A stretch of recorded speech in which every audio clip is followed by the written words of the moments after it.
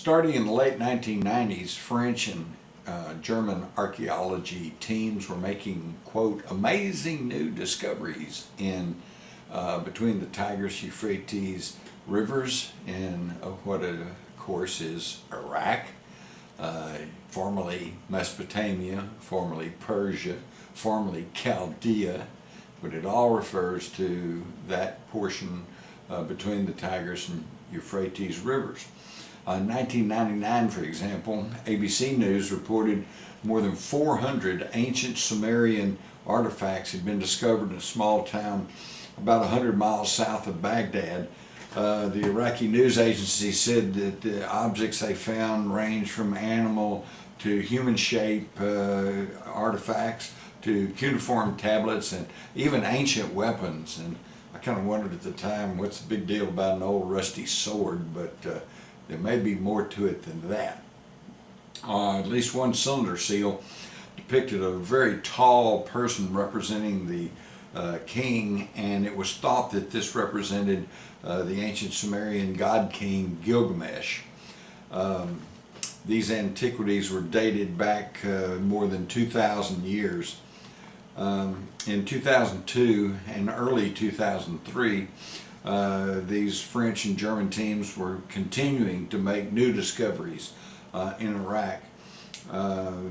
For example, George Fassbinder, who was a spokesman for the Bavarian Department of Historical Monuments out of Munich, Germany, said that they had been using a magnetometer for digital mapping technology, and that they had found buried walls, gardens, palaces, and a number of canals that in the ancient Sumerian town of Uruk. And he said that this meant that at one point this was a Venice in the desert, you know, water, greenery, trees. And they also located with this equipment a structure in the middle of the Euphrates River which matched descriptions of the tomb of Gilgamesh. So they felt like they may have actually found the tomb of Gilgamesh, who was the object of the world's first written book, the Epic of Gilgamesh, in which he claims that he was part human and part the progeny of the sky gods, gods that came from the heavens. And in this epic tale, he and a non-human companion, Enkidu, they go in search of longevity. They want to live as long as the gods. According to archaeological discoveries in Iraq, some of the kings, the ancient kings of Iraq, lived 28,000 years. Now that sounds pretty incredible, and a lot of people are going to go, no. But if you go back and think about the Old Testament and the Bible, we see Methuselah, 800, 900 years, others this long. Where did this longevity come from? And why did it slowly drop to our present less than 100 years for the average lifespan? Well, it's all in Iraq. I find it especially interesting that the two nations who were most opposed to our entry into Iraq were France and Germany, where the archaeological teams came from. Now, these new discoveries, whatever it was, thought by many to perhaps involve ancient, secret, exotic technology, would have been taken to the Iraqi National Museum in Baghdad, which had been closed to the public since the first Gulf War.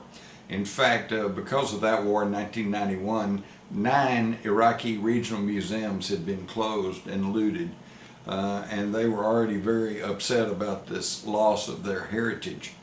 In fact, there were scholars all around the world who actually pleaded with the Pentagon and said, if you've got to invade Iraq, be sure and protect these museums. And they were assured that this would happen. But it didn't. Okay? There was a crowd gathered around the National Museum there in Baghdad. And when an American soldier showed up, brought a tank up and told them to disperse, he was ordered to withdraw. unlike the oil ministry, which was protected the whole time. Well, while it was not being protected by American troops, then a crowd gathered of supposedly just street crowd of looters, and they went in and looted the museum. Maxwell Anderson, the president of the Association of Art Museum Directors, was among a group that in January of 2003 alerted the Pentagon and the State Department to the importance of the antiquities in the Iraqi National Museum. He later said, "It was my impression that the Department of Defense had made provisions for safeguarding of monuments and museums, and yet when the crowd attacked the museum, there's some very odd things going on. They had keys to some of the rooms and some of the vaults. They looted the upper stories, of course, but interesting, most of that got returned because they were able in the subsequent days to find these in flea markets and around the town. But some of the guards were suddenly not there.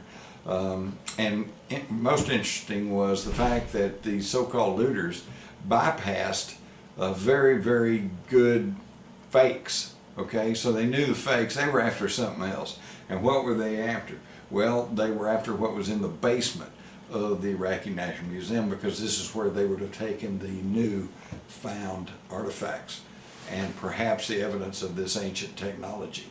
Colonel Matthew Bagdanos, who investigated the break-in of the museum for Army General Tommy Franks, wrote in Archaeology magazine that the basement was an inside job. They knew what they were after. So this wasn't random looting, this was ops. And what were they after? They were after this technology. And what could that technology be? Probably the secrets of energy manipulation and the manufacture of what has come to be known as monatomic gold. This is gold that has been reduced through a heating process to a fine white powder, and apparently it's been with us throughout history.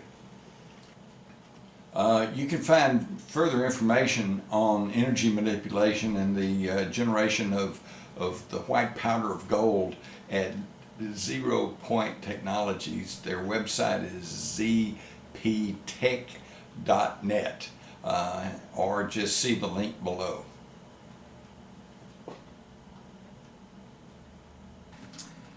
If you like that one, feel free to share it with your friends and/or relatives. And if you'd like to join the growing ranks of the Lone Nut Society, simply come back to this page from time to time. We welcome your suggestions and advice and criticisms, and you can even contribute your own videos. After all, none of us are as smart as all of us. This is Jim Mars, urging everyone to love in the light of truth and knowledge.